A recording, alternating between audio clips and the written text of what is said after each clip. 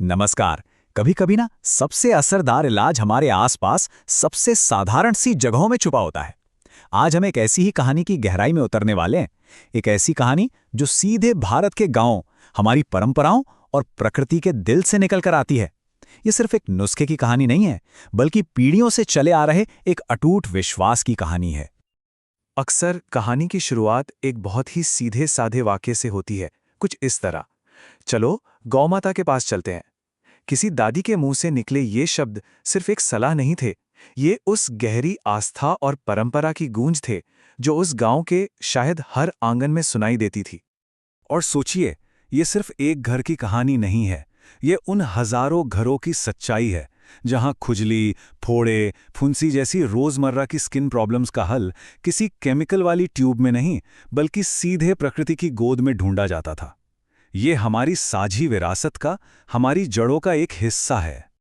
तो सवाल ये उठता है कि आखिर इस सीधी साधी परंपरा में इतनी शक्ति, इतनी ताकत आती कहां से है? इसका जवाब हमारी संस्कृति में गाय को दिए गए स्थान में छिपा है। यहां गाय सिर्फ एक जानवर नहीं है, बल्कि गोमाता है, यानी मां का दर्जा दिया गया है। और इसी मां से हमें पंचगव्य का अनमोल तोहफा मिलता है: दूध, दही, घी, गोबर और गोमूत्र। आयुर्वेद में इन 5 चीजों को अमृत माना गया है, जीवन की ऊर्जा का स्रोत। हजारों सालों से यही ज्ञान हमारे वैद्यों और बड़े बुजुर्गों के जरिए हम तक पहुंचता रहा है। अब इन पंचगव्य में भी गोमूत्र का एक बहुत ही खास महत्व है। इसे अक्सर प्राचीन भारत की सबसे पहली और सबसे जरूरी औषधियों में से एक माना गया है, जिसमें शरीर को अंदर से साफ करने और बीमारियों को दूर करने की अद्भुत क्षमता है। लेकिन कहानी यहाँ एक और भी दिलचस्प मोड़ लेती है। बात सिर्फ गोमूत्र का इस्तेमाल करने की नहीं है, एक बहुत ही अनोखी, बहुत ही धैर्य मांगने वाली प्रक्रिया है जो इसे एक साधारण सी चीज से एक शक्तिशाली औषधि में बदल देती है। चलिए इस 2 साल के रहस्य को समझते हैं। ये पूरी प्रक्रिया 3 बहुत ही महत्वपूर्ण कदमों पर टिकी है। पहला है शुद्धता, सिर्फ देसी नस्ल की खुले में चरने वाली गायों का सुबह का पहला मूत्र।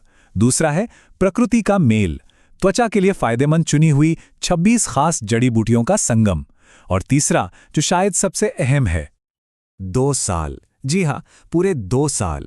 इस मिश्रण को कांच की बोतलों में भरकर सूरज की रोशनी में पकने के लिए, तैयार होने के लिए छोड़ दिया जाता है।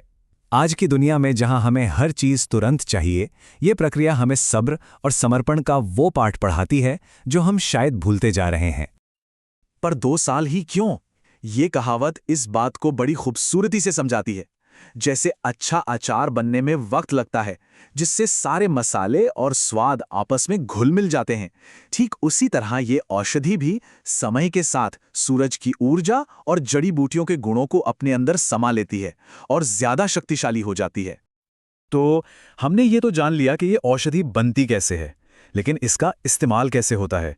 और सबसे जरूरी बात, जिन लोगों ने इसे आजमाया है उनकी कहानियां क्या कहती हैं। चलिए अब ये जानते हैं। और अच्छी बात यह है कि इसे इस्तेमाल करना बेहद आसान है।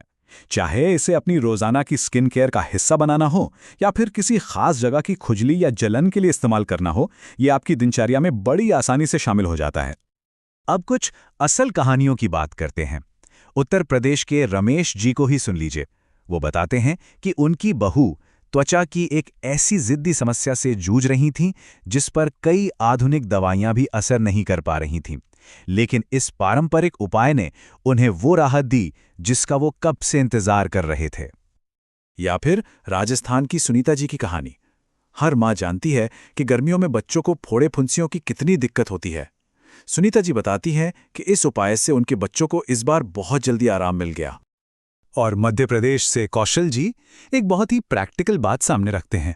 वो कहते हैं कि हम सब इस परंपरा की कीमत तो जानते हैं, लेकिन आज की भागदौड़ भरी जिंदगी में इसे घर पर बनाना मुमकिन नहीं हो पाता, इसलिए इसका तैयार मिलना एक बहुत बड़ी सुविधा है। कौशल जी की बात एक जरूरी सवाल खड़ा करती है। आखिर ये सदियों पुरानी परंपरा हमारी पीढ़ी तक, हमारे दरवाजे तक पहुंच कैसे रही है? कौन है जो इस विरासत को जिंदा रखे हुए हैं?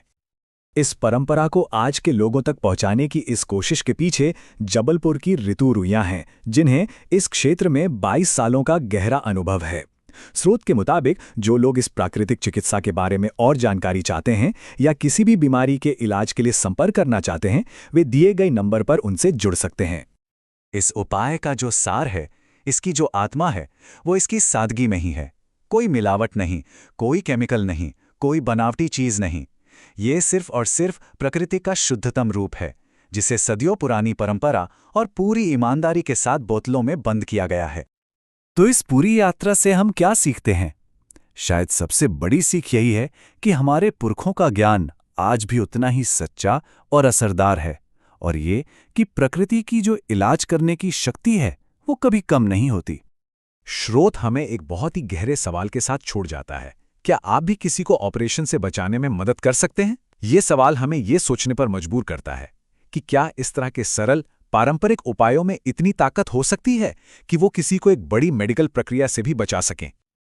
और अंत में ये एक आखिरी दमदार विचार जो इस पूरी कहानी का सार है, क्योंकि प्रकृति की ताकत कभी कम नहीं होती। वो हमेशा हमारे आसपास है, हमें बस उसे पहचानने, उसका सम्मान करने और उसे अपनाने की जरूरत है।